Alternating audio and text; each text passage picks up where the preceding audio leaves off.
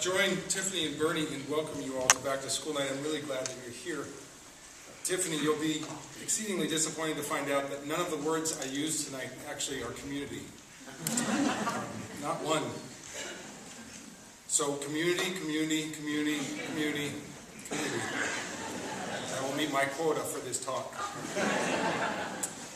I've actually decided to begin my remarks tonight with a little bit of a risk. I'm going to begin with two confessions that I haven't shared with many people. I don't think even Bernie has heard these confessions. The first is that an incompetent and uncaring nurse in a New York City low-income medical clinic who was attempting to draw blood from our then one-year-old is the person that I've come closest to physically assaulting, and the only time in my entire life when I truly thought I might punch another human. The second confession is that I've caught myself feeling defensive about the college our oldest daughter has chosen to attend, because it's a school that no other Lakeside graduate has chosen in the recent past, maybe ever. Even though I've rarely heard her happier with her life and her studies as I have when we speak, I'm acutely aware of the fact that I have moments of vanity where my daughter's college choice is some sort of referendum on my abilities as a parent, and I wish that she had chosen a school that was more of a name brand.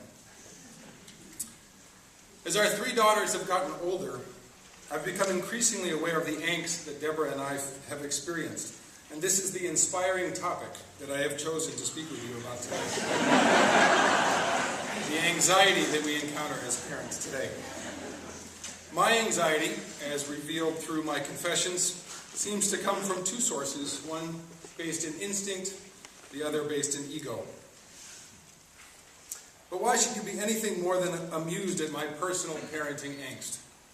I share these moments of weakness with you because I think that on some levels we all have flashes of disquiet that come along with raising children.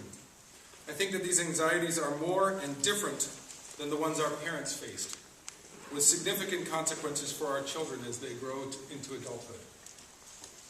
In his book, The Case Against Perfection, Ethics in the Age of Bioengineering, Harvard professor, and here's the shameless plug, our October 21st Bolanich lecturer, Michael Sandel, examines not whether genetic bioengineering is right or wrong, but rather when it is wrong, why, ethically, we should be concerned.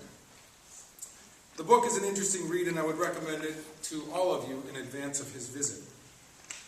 Although he's discussing issues like a parent's ability to choose for gender, height, athletic ability, and intelligence by buying genetic material from others to enhance their children's natural traits, he makes a point that I think is true more broadly for us as parents.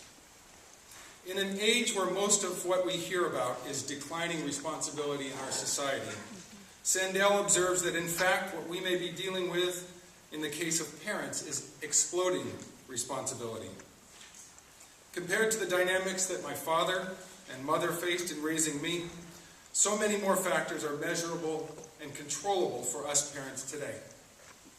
Consider for a moment the ways in which this is played out in our children's young lifetime already.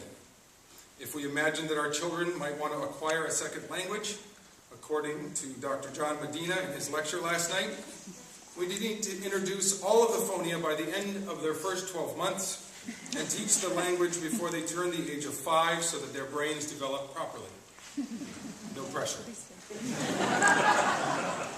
Other experts tell us that we need to read to them for at least 40 minutes a day, get them into the right sports as 5-year-olds if we want to have a chance to see them play on the varsity 13 years later. If they aren't at the top of their class, society tells us that we should be investigating whether they have an alternate learning style or if they are in need of medication. We are given the impression that we are fools if we simply send our children to take the PSAT or SAT without proper tutoring ahead of time. Stanley, by a show of hands, how many of you were tutored for the SAT when you were in high school? Raise your hand. I see one hand, 2 hands, 3 hands. I see 3 hands. I'm going to resist the urge to ask how many are actually having their children tutored for the SAT. As parents, we're responsible for so much more, and the implication is that if we ignore what the research tells us, or if we ignore the opportunities for advancement that others around us are taking advantage of, we are, in essence, flying blind and are thereby failing our children and failing in our duties as parents. But so what? What's wrong with seeking the best for our children? After all, Lakeside exists in part or entirely because parents are seeking to better their children's lot in life through the education that they get. What's wrong with that? In my opinion, there are at least three issues that we should be concerned with as we attempt to negotiate our parental instinct to protect and provide. The first issue is that research has shown us again and again that as parents, we are notoriously incompetent in our ability to identify and estimate threat. A New York Times article on concussions in football 2 weeks ago cites a Harvard study that showed that as adults we veer between overreaction and underreaction, all while viewing our own response to threat as moderate. A CDC study concludes that the 5 greatest threats to a child before the age of 18 are, in order, car accidents, homicide at the hands of someone they know, child abuse, suicide, and drowning. Compare that list to the 5 things that parents are most worried about: kidnapping, school snipers, terrorists, dangerous strangers, and drugs. Obesity and diabetes claim the lives of more children than do child abductions by a long shot.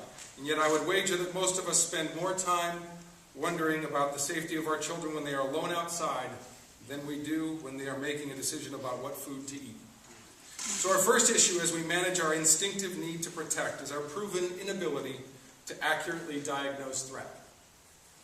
Second issue is this: our children, no matter what we do, how amazing we are as parents, will face ethical dilemmas, the likes of which we have never had to face as adults. You're aware of the explosion of knowledge in the last 5 years and have come into contact, I'm sure, with reports that this knowledge is expanding at exponential rates. Geneticist Juan Enriquez predicts that our children will live in a world in which the human genome actually possesses the ability to cure most disease. Work is currently being done that has successfully regrown human body parts from stem cells, and our children may see a world where humans live for 120 years and stay young and healthy forever. There exists now the ability to test for some of the 60,000 genetic conditions that we know about. Our children are likely to find themselves in a world where instead of picking up a prescription with the warnings that go with it, may cause nausea, excessive sweating, heartburn, they will be getting a medicine matched to their specific genetic code, made to work in perfect concert with their own unique DNA. Enriquez observes, in the United States it is illegal to use federal funds to clone a human, but it is not illegal to clone a human.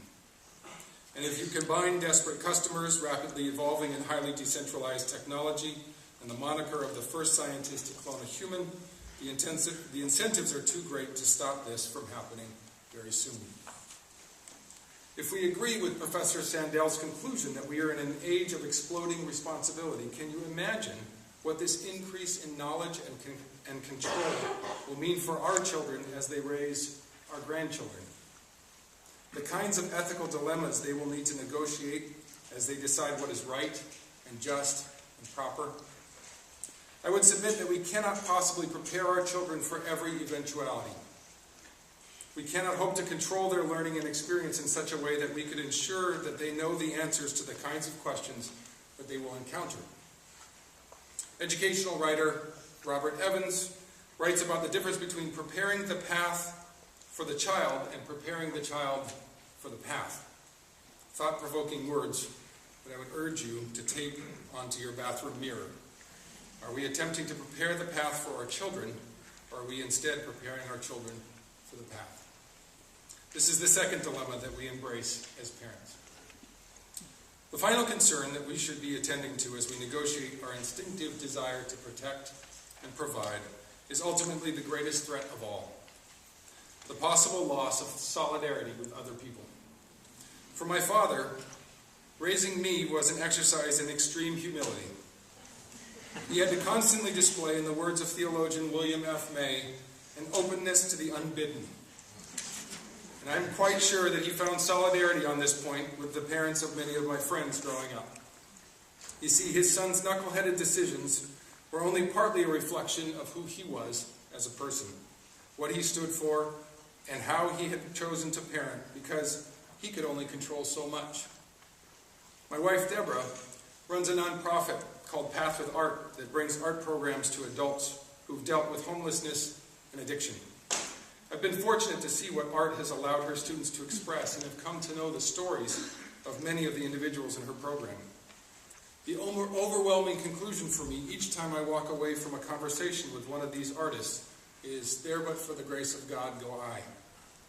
Most of the people I have met through Path with Art have experienced some childhood trauma, or have some mental illness that, quite frankly, could have happened to any of us had the complex chemistry of our brains been ever so slightly shifted, or our circumstances been marginally different growing up.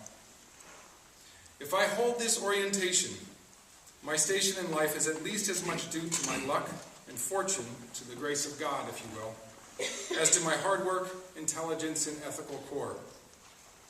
But in a world where everything can be controlled for, a world where we can screen for genetic deficiencies before birth, hire the right tutors, socially engineer the right friendships, and identify the sports in which our children will be most likely to experience success, parents are no longer able to afford to be open to the unbidden, and the failures of a child become the failures of a parent to properly prepare.